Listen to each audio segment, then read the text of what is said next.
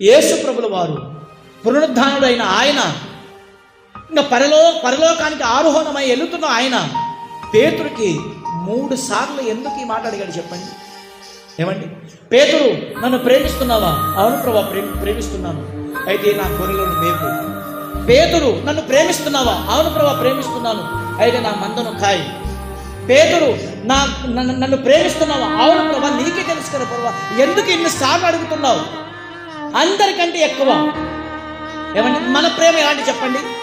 మనం ఏమనుకుంటామంటే తల్లికి ఎలాగైతే ప్రేమించాలో యేసు ప్రభుకి అలాగే ప్రేమించాలి, తండ్రికి ఎలాగైతే మనం ప్రేమించాలో యేసు ప్రభుకి అలాగే ప్రేమించాలి, అన్నదమ్ములకి ఎలాగే ప్రేమిస్తామో యేసు ప్రభుకి అలాగే ప్రేమించాలి, స్నేహితులకి ఎలాగైతే దేవుడు ఇలాంటి ప్రేమ కోరుకున్నట్లేదు. దేవుడు యేసు ప్రభు దీనికంటే అధికమైన ప్రేమ కోరుకుంటున్నాడు. దాన్నే అగాపే ప్రేమ అని చెప్తున్నాడు. పేతురు, నన్ను ప్రేమిస్తున్నావా? అవును ప్రభా, ప్రేమిస్తున్నాను. పేతురు అనుకుంటున్న ప్రేమ వేరు, యేసు ప్రభు చెబుతున్న ప్రేమ వేరు. ప్రభు అంటున్నాడు, వీళ్ళందరికంటే ఎక్కువ నన్ను ప్రేమిస్తున్నావా? అర్థం కాలేదు పేతురు. అగాపే అంటే వాటికంటే ఎక్కువ ప్రేమిస్తావా నన్ను? నీ పిల్లల కంటే, నీ భర్త కంటే, నీ భార్య కంటే, నీ స్నేహితుల కంటే, నీ బంధువుల కంటే, నీ సేవకుల కంటే, నీ సంఘము కంటే ఎక్కువ నన్ను ప్రేమిస్తావా? మత్తయి సువార్త 10వ అధ్యాయము 34 నుండి దయచేసి దేవుడు చెప్తున్నాడు, మనందరికి చెప్తున్నాడు.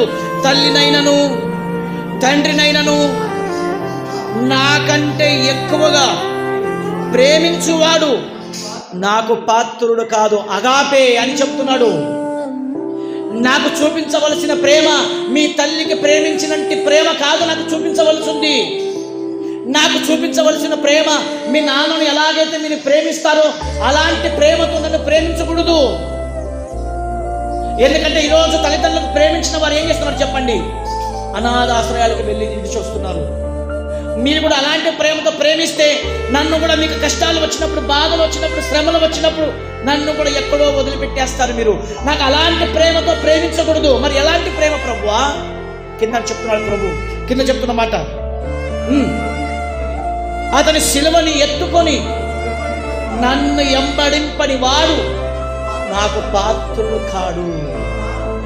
తన ప్రాణమును దక్కించుకున్న వాడు దానిని పోగొట్టుకును, కానీ నా నిమిత్తము తన ప్రాణమును పోగొట్టుకున్నవాడు తను దక్కించుకున్నాడు. అంటే దేవుడు యేసు ప్రభు ఎలాంటి ప్రేమ కోరుకుంటున్నాడంటే నీ ప్రాణము కంటే ఎక్కువగా నన్ను ప్రేమించు.